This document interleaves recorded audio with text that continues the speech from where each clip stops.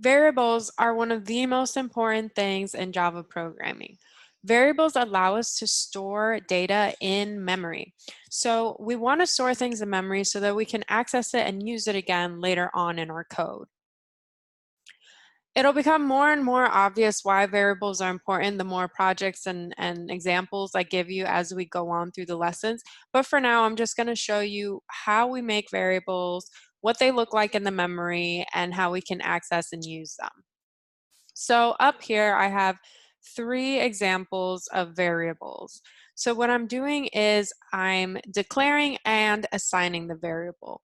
Declaring a variable is just saying, hey, I have a variable and its name is going to be whatever it is, and it's going to be of a certain data type. So the declaration of a variable looks like this first part before the equal sign. So int x, char s, double y, that is considered declaring a variable. Anytime you say what type of variable it's going to be and the name of the variable, that is you declaring a variable. Assignment is when you say equals something. So this is the part where you're assigning an actual value to that variable. So in this first example, we're saying int x equals 5. The first part, int x, is going to allocate a place in memory. So over here on the right, computer memory, this is sort of what you can think it looks like. It has slots for each variable.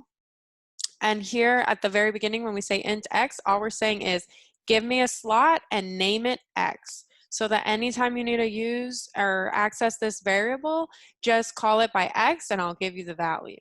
This equals 5 is when you actually say, okay, int x is going to have the value 5. So that's when we actually put in 5 into the slot that we created.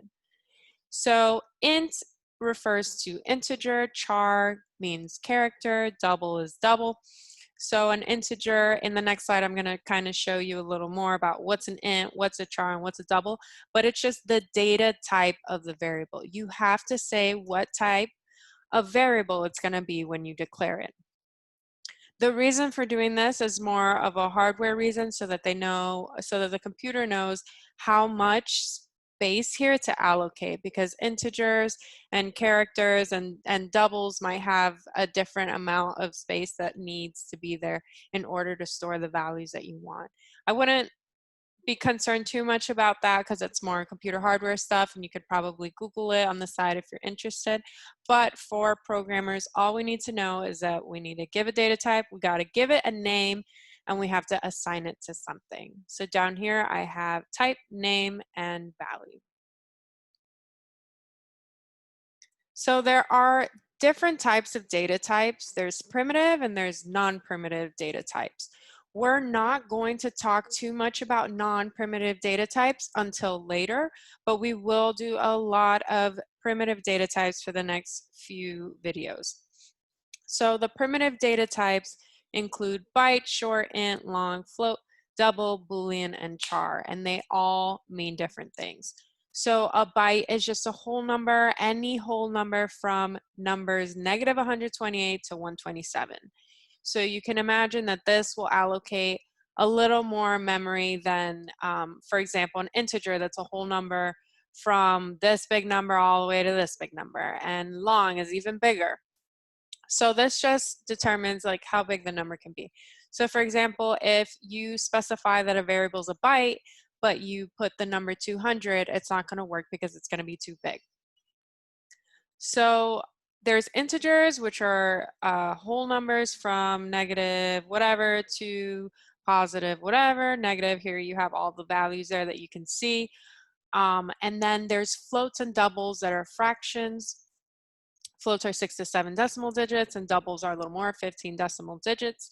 A Boolean is very important. We'll talk more about Booleans when we get into conditions, but Booleans equal true or false. So when we make a data type of type Boolean, the only thing we can store in it is either a true or a false, and you actually physically write the word true, or you write false when you do sort of an assignment statement. So if you had Boolean x equals, right here the value would be either true or false, whichever one you want it to be. And then a character or char stores one character or ASCII value.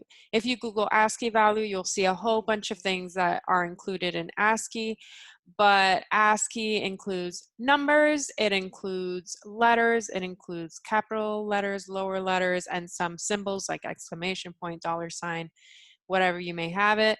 It is denoted in single quotes. As you can see here, we have char s equals a, but we need to put single quotes around it. Even if it was a number, if we had 5 here, since it's a character, we need to put a single quote because we're not treating it like a number 5, we're treating it like the character 5.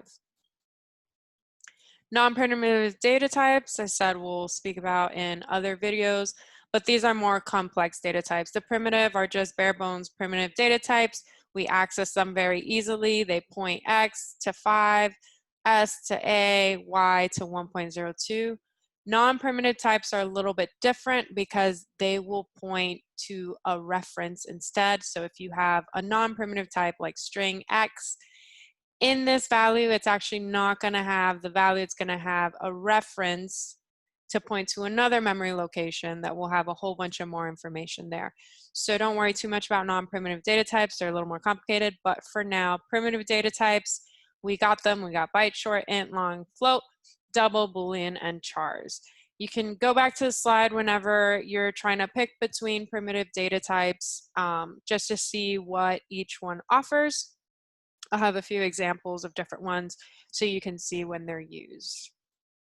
But over here on the right, you can see we have all of this. And notice that we have byte, number of apples, 128. This looks a little different from our last slide where we were just using letters X, S, Y. Generally, what you want to do is use variable names that really tell you what you're storing. So if you have an application that keeps track of the number of apples you have outside or something, you want to make sure that you use a variable that makes sense, that you know what it means, that you know exactly what it's for. So using int X really isn't helpful because what is X? I don't know. So when you say things like byte, number of apples, you know, okay, this variable is storing the number of apples. Anytime I need to access the number of apples, I'll just type in number of apples.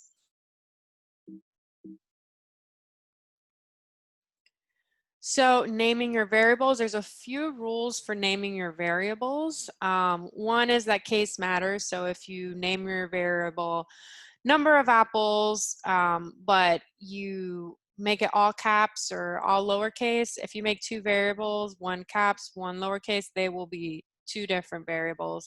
Case matters, so they won't be considered the same.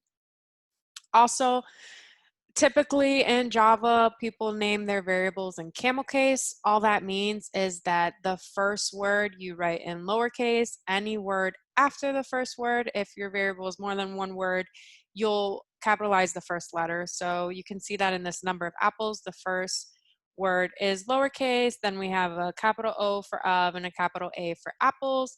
Same for number of oranges. If it's just one word or one letter, you just do lowercase, lowercase, lowercase. Here we have letter capital S and hello. There's a few rules for how you actually name your variables. They can only include letters, digits, underscores, and dollar signs, but the first character can't be a digit. And the first character has to be either a letter, an underscore, or a dollar sign. Typically, we don't use dollar signs in the beginning because it's usually pointing to some system sort of variable. So I would just use normal letters, digits, underscore, dollar signs, and the first character could be any of those, but not a digit. Additionally, there's some words that cannot be used because they're used for other things. Like for example, when I showed the previous video of me coding hello world and stuff, there's a few words you can't use. Like for example, public, you can't use class as a variable name. You can't use int as a variable name because that's a data type. So certain words that are used to mean different things in Java programming, you probably should not use as your, or it actually won't let you use them as variable names because it's confusing for Java. Java needs to know that this is a variable and not you trying to use something else. In later videos, you'll learn about for loops, while loops, if statements. So of course, for, if, and while cannot be used as your variable name.